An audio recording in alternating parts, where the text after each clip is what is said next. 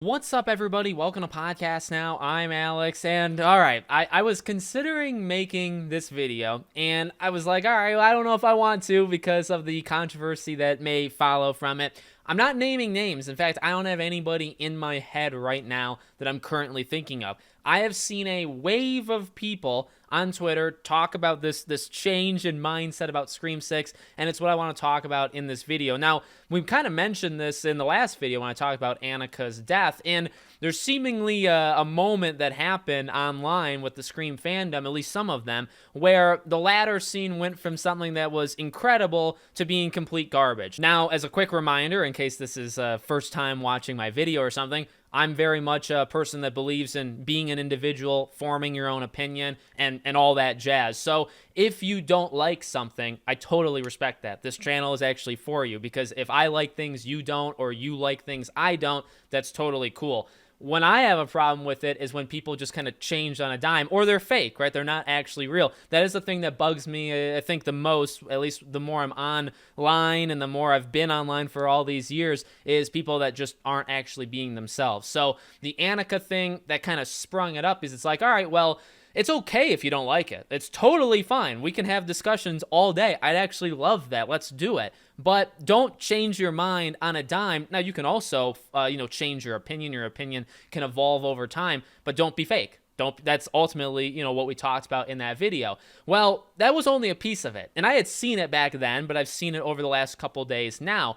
There is this idea, and how I'm reading it. Let me tell you how I see it, okay? Without, again, naming any names, because it's just actually too many people are saying it on Twitter.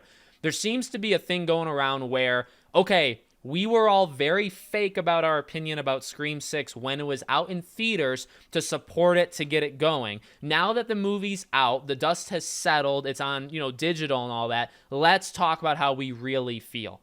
And that, I've seen some tweets that kind of sum that up, right? Like, now that the dust has settled, can we admit that Scream 6 was an abomination? It was the worst one.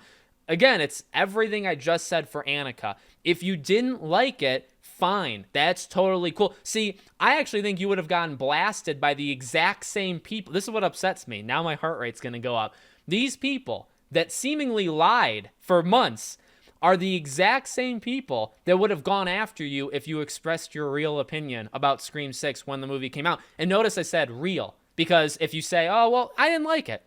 I respect Scream, love Wes Craven, love the Scream. I didn't like Scream 5, I didn't like Scream 6. These people would blast you. But yet, it's almost like there's this and this is something that I don't understand, because, well, I wasn't invited to the party. I didn't know this. Was there like some sort of invitation where we all need to be fake about Scream when it's out in the wild, and then once it's made its money, once we've secured a Scream 7, which, although they didn't announce it, we do know is happening, once that's locked in, we can now tell people our real feelings. That is not, it's my opinion, I suppose, that is not how we should be doing it. So how I look at it is, and I've said this numerous times, we should support, like, if you want Scream to continue, you gotta support. And the sad thing is, because Scream, it's a big franchise in the hack and slash, the whodunit, horror genre, but in terms of, like, the biggest things of all time, it's not that big. And also, there's not different mediums to support it, right? Where it's like, if you like Star Wars, well, I personally despise a lot of what Disney has done with the movies and the TV, but I actually really love the games. So I'll support the games and I'll feel fine about myself. I won't really care, and I won't support the movies. So I'm showing support for Star Wars, but the things that I like. Scream doesn't present itself that opportunity, right? Because if you want more Scream, the only way to ensure that is watch the newest film. Watching 3 is not going to help anybody, right? Except for maybe yourself. Watching the newest one, that is what's going to help. So I do understand that to guarantee more of this franchise we all love, and I do believe these people that are kind of two-faced, I think they like it, they love the franchise. So we do need to support it, and we do need to pay money, go see it in theaters, go see it more than once in theaters, but we absolutely don't need to lie about its quality. Now, maybe people are afraid of, if it's getting bashed too much online, that scares other people from seeing it. That's not our problem. That's really Radio Silence's problem. That's Paramount's problem. That's not on us. So for me, as I've said numerous times, we need to support it if you want more. You don't have to do anything. You don't have to give anybody money. But if you want to see Scream continue, you got to give this film money. That's just what you have to do. But then your opinion on it, go at it, have at it. Now 5, I liked it. I would say when it first came out, I absolutely loved it, of course, because you got that kind of recency bias. I still love it, I would say that, but it's definitely, fallen down my rankings, but I enjoy it. I'll watch it every now and then. It's definitely part of the Scream franchise. 6, I loved. And here's the thing. I was not lying to you. When I reviewed it, and I said, that was the title, I absolutely love Scream 6. That's my thought. You can disagree and say you hated it or just didn't like it. That's great. I have no problem with it. I think that's why, the viewers of mine and me, we get along so well, because we understand we can kind of say anything, and we have this kind of mutual respect. We don't have to agree on everything. You just have to respect it. I'm not lying to you when I said I love 6. Now, you could say you didn't like 6, and that would be fine. I don't know what's happened. I really don't get it. So this is not intended to start anything, because truly, as I keep saying, just in case it hasn't gotten through to some people, I have no names. There's nobody I'm thinking of in particular. It's kind of this movement that, at least how I'm reading it, and people can come out and correct me if I'm wrong, how I'm reading it is there were a lot of fake people that supported the movie, that's probably shilled the movie, all that stuff when it was coming out, when it was in theaters.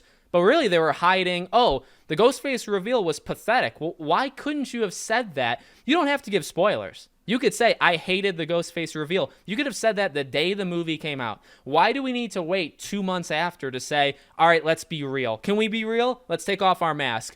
And as they take off their mask, that wasn't intended to be a joke. It was an awful reveal. The killers were bad, whatever they're saying. Why couldn't you have said that 2 months? Who cares? Who cares what day it is? Just say it. What are you afraid of? And that's the thing.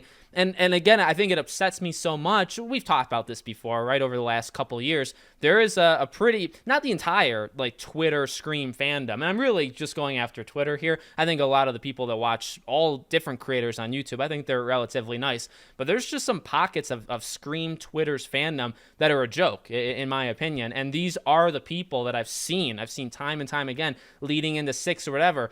There's a popular opinion. And if you don't fall in that popular opinion, you say something outside of it, you're outcast, you're kicked out, that's not the right opinion, you need to agree with the group. So these people that are now telling you their true feelings, they're the same people that a few months ago would have mocked you and said, oh, you can't say that, you're out, blocked, whatever they would do. These are the exact same people. So that is what upsets me the most about, I guess, maybe the fandom at large, but it's not the fandom. It's select people, I guess, on Twitter, right? That's where I stand. So hopefully this was intended as just, I see it, you guys may see it, we're talking about it together. Hopefully that's as far as it goes. And that's pretty much it. Let me know what you think in the comments. Make sure you guys are subscribed, bell icon turned on. I hope to see you all on the next one.